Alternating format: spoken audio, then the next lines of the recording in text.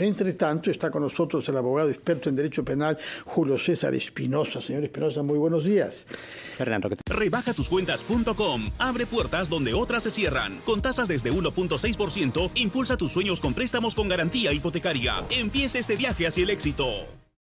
Yo recuerdo que usted fue abogado del expresidente Ollanta Humala a principios del año 16, cuando estaba en ejercicio, y hubo una interrogación en Palacio de Gobierno de la Fiscalía al por entonces presidente, con presencia de funcionarios de la Procuraduría y abogados de las víctimas.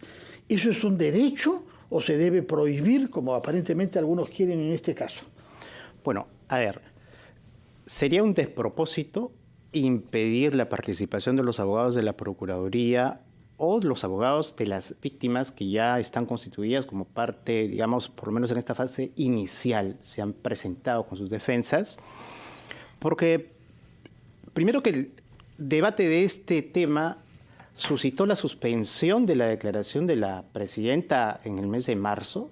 Ella acudió, recuerden, y se tuvo que suspender porque el juez no había resuelto este reclamo que había hecho la Fiscalía. Y hubo una audiencia y el juez de la Corte Suprema Checkley finalmente, semanas después, resolvió y decidió darle la razón a la Procuraduría y a los abogados de la parte de la Procuraduría. Decidió que ellos sí tienen derecho a interrogar. Un punto importante que acaba de decir, porque para muchos puede resultar extraño, quizás no es así. Es normal, porque yo entendería que el doctor Joseph Campos, que es abogado de la presidenta Boluarte, diga, oye, no, yo no quiero que participen los abogados de las víctimas ni la Procuraduría. Para que no haya show, dijo. Para que no haya show, exacto, es lo que dijo él. Pero quien pide que no participen no es la defensa de la presidenta, es la fiscalía, es quien busca y persigue el delito, el que acusa. ¿Esto es usual que la fiscalía pida que no participe la Procuraduría o los familiares de las víctimas? No solamente no es usual, sino que en realidad no tiene precedentes. Recordaba bien, Fernando, que el año 2016, en la investigación que se hace contra el expresidente Ollanta Humala, en la que yo pude participar, intervino no solamente la fiscalía, puertas abiertas a la participación equitativa de todos, incluyendo los abogados de la Procuraduría que participaron, incluyendo abogados de testigos que fueron a interrogar hasta Palacio de Gobierno y se les permitió el ingreso porque se consideró, y el Ministerio Público, con más o menos crítica que podamos tener, se cuidó de que el procedimiento respetara el derecho igualitario de interrogar o a los testigos o a los investigados, en este caso, de manera equitativa, sin restricción alguna. En este caso, lo que llama la atención es que el juez Juan Carlos Checkley ya resolvió en el mes de abril, emitió la resolución de un pedido de tutela y le dio la razón al procurador y a los abogados de la víctima, indicando inclusive que no solo pueden estar presentes para presenciar, sino inclusive formular preguntas. Así es que esa resolución existe. Lo que ocurre es que la Fiscalía inexplicablemente ha apelado esa resolución y todavía no hay una resolución de segunda instancia. Sin embargo, esperamos que hoy día la diligencia no se frustre por este motivo, porque hay una apelación de esta cuestión todavía pendiente de resolver y se lleve adelante por el bien y el éxito de esta investigación que tiene ya cerca de 6 meses en curso. Bueno, entre tanto se ha publicado un tuit de la presidenta en el que hace saber que ya la presidenta Boluarte se halla en el local de la Fiscalía para brindar declaraciones respecto a las investigaciones que sigue el Ministerio Público. Como usted dice, deseamos que no se frustre por esta razón de procedimiento que tiene que ver con una, como dice usted, inexplicable apelación que ha hecho la Fiscalía para que no puedan estar presentes en la audiencia ni los funcionarios de la Procuraduría ni los abogados de las víctimas. Quisiera saber ¿quién es el fiscal que hace las preguntas? Porque por una parte hay el rol que la propia fiscal de la Nación tiene en razón de la investidura de la investigada, pero se habla también de la presencia del fiscal adjunto supremo Marco Guamán. Así es. La dirección de una investigación preliminar como es esta contra altos funcionarios que incluye presidente de la República y también ministro de Estado, incluyendo un exministro, el primer premier que fue Pedro Angulo, también está comprendido por su participación en los días que estuvo. Y César Cervantes, ¿no? El exministro de Interior.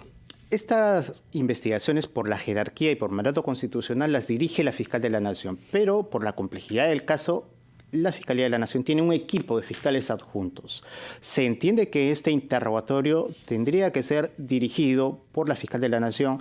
Sin embargo, no hay ninguna irregularidad en que participe o que lo lleve adelante también alguno de los miembros adjuntos fiscales supremos que participan en esta investigación, que entiendo la realiza un equipo.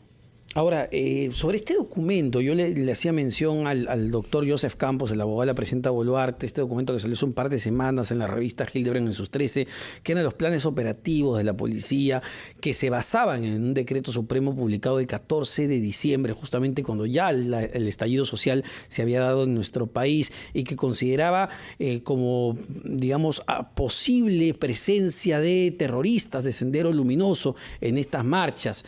Y ahí pues está la rúbrica, la presidenta, los ministros de Estado en el decreto supremo y luego los que se traducen en los planes operativos. ¿Es un bluff, como dice el doctor Joseph Campos? Bueno, es un elemento de convicción. Es un documento que contiene una información valiosísima porque contiene el modo como se asignan o se distribuyen responsabilidades en la operación específica del control del orden en esa coyuntura.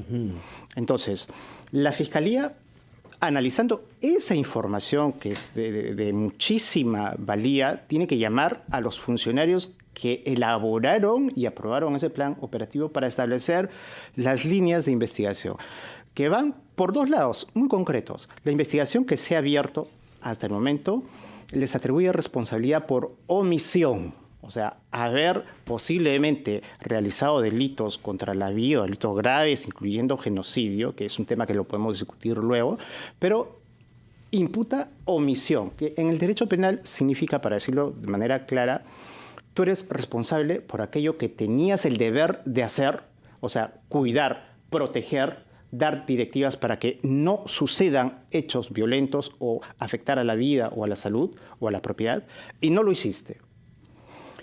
Eso es la omisión. Sin embargo, entiendo que también existe la posibilidad, y esta investigación por eso es compleja, de generar otra línea de investigación a partir de la cual se pueda desarrollar, por ejemplo, la famosa teoría de la autoría mediata por dominio de organización, en función de la cual en más de un país, incluyendo el nuestro, hay precedentes, se ha imputado responsabilidad ya no solo a los que hacen, los que tienen, como se ha comentado, el mando o el comando, sino a los que tienen la responsabilidad política, ministros o inclusive presidentes. Esas son las dos líneas de trabajo que va a tener la Fiscalía. Doctor Espinosa, el tiempo corre y yo quería saber, los cargos por los cuales tiene lugar esta investigación son tres: genocidio, homicidio grave y lesiones graves. ¿Cómo es que se compatibilizan esas tres cosas diferentes? ¿Las tres tienen la misma lógica y el mismo peso judicial?